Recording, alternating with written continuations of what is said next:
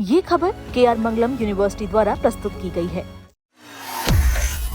अगर आपके घर में एलपीजी गैस सिलेंडर आता है और आप सब्सिडी का लाभ लेते हैं तो ये खबर आपके लिए बेहद जरूरी है। जुलाई महीने की शुरुआत के साथ एलपीजी सब्सिडी को लेकर नए नियमों पर चर्चा तेज हो गई है। सरकार और ऑयल कंपनियां की नई व्यवस्था के तहत कुछ उपभोक्ताओं की सब्सिडी रुक सकती है, खासकर अगर उन्होंने जरूरी प्रक्रिया समय पर पूरी नहीं की है। ऐसे में सवाल ये भी है कि किन लोगों पर इसका असर पड़ेगा और क्या करना जरूरी है।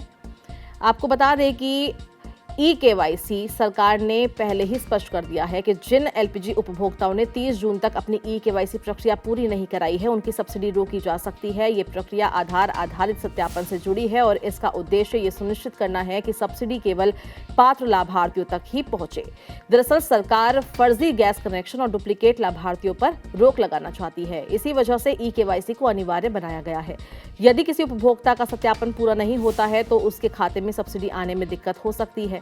अब बात करते हैं उन लोगों की जिन्हें पहले से ही एलपीजी सब्सिडी का लाभ नहीं मिलता। सरकारी नियमों के अनुसार जिन परिवारों की सालाना आय 10 लाख रुपए से अधिक है वे एलपीजी सब्सिडी के पात्र नहीं हैं। इसके अलावा जिन्होंने गिव इट अप अभियान के तहत स्वेच्छा से अपनी सब्सिडी छोड़ी है उन्हें भी ये लाभ नहीं मिलता। इसके साथ ही यदि किसी उपभोक्ता ने आधार लिंकिंग या ई-केवाईसी की प्रक्रिया पूरी नहीं की है तो नई व्यवस्था के तहत उसकी सब्सिडी भी प्रभावित हो सकती है। इसलिए ये जरूरी है कि सभी जरूरी दस्तावेज और सत्यापन समय पर पूरे किए जाए।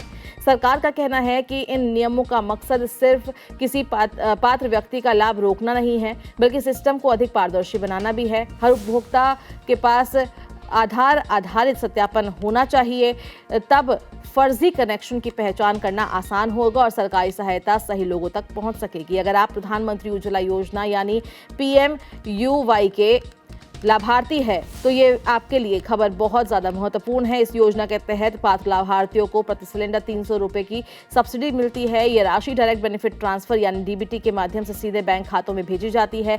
इसलिए बैंक खाता, आधार और गैस कनेक्शन की जानकारी सही होना बेहद ज़रूरी है। अब सवाल उठता है कि अगर आपने अभी तक ई-केवाईसी नहीं कराई है तो क्या करें।